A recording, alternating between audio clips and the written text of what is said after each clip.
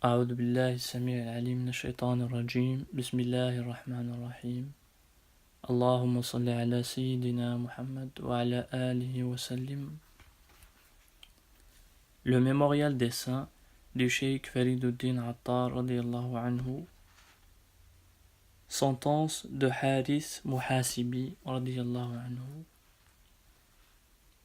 Ce docteur au vaste savoir, lui dont le cœur était plein de toutes les vérités, lui qui avait la connaissance de la loi écrite et pratiquait les œuvres de la voie spirituelle. Cet homme aux qualités éminentes, ce Haris Muhasibi, que la miséricorde de Dieu soit sur lui.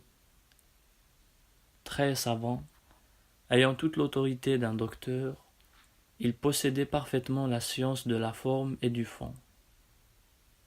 Ses aspirations étaient élevées, sa générosité très grande, son naturel essentiellement bon.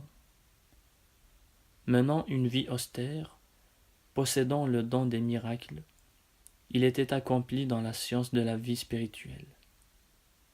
Il était originaire de la ville de Basra, et c'est à Bagdad qu'il transita.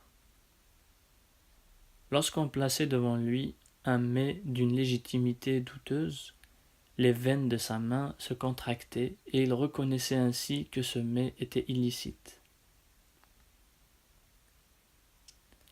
On raconte que Cheikh Junayd radiyallahu anhu disait: un jour, Haris vint nous rendre visite.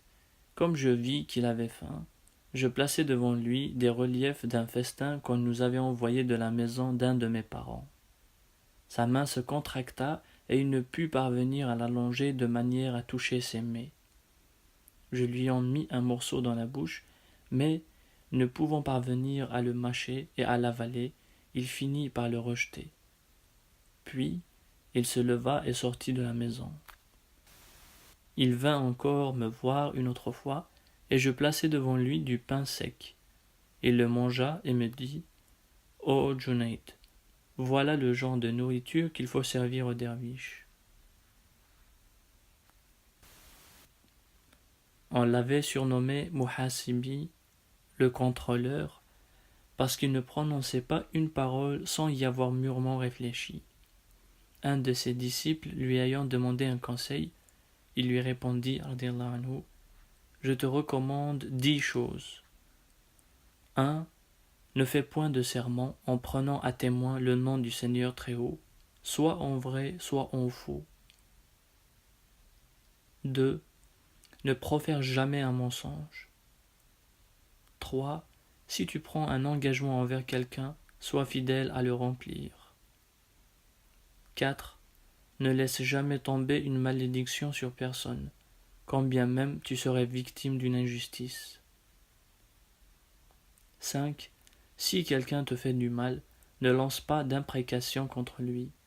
C'est le Seigneur Très-Haut qui se chargera de le rétribuer suivant ses mérites. 6. Ne donne jamais ton témoignage au sujet des actes de quelqu'un, soit en bien, soit en mal. 7. Ne prémédite jamais une mauvaise action, soit en public, soit en secret, et préserve ta personne de toute souillure. 8. Ne fais pas porter à un autre la charge qui te revient. 9. Retire ta confiance aux créatures et mets-la dans le Seigneur Très-Haut. 10. Considère-toi comme de moindre valeur que tous les autres. Il disait encore, radiyallahu anhu, pratiquer la patience, c'est savoir servir de but aux flèches de l'adversité.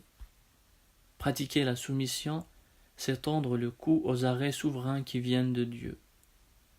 L'amour de Dieu consiste à ne pas prêter l'oreille à d'autres paroles que la sienne. La pudeur, à se tenir en garde contre toute mauvaise action. L'homme sincère est celui qui, bien loin de concevoir du dépit quand on ne le traite pas avec considération, en tire profit pour son avancement spirituel.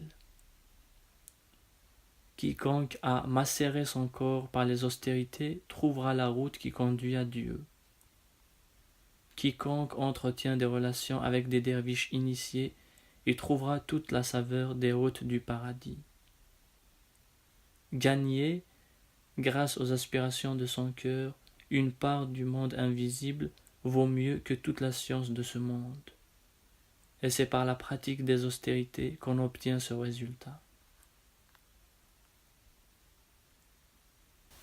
Ibn Masrouq raconte qu'au moment de la transition de Hadith radiyallahu anhu, on était réduit à avoir besoin d'une pièce d'argent. Pourtant, il avait hérité de son père beaucoup de biens-fonds. Mais il ne disposa jamais d'aucun d'eux et ne voulut ni s'en occuper ni même s'en approcher. Il renonça à tout.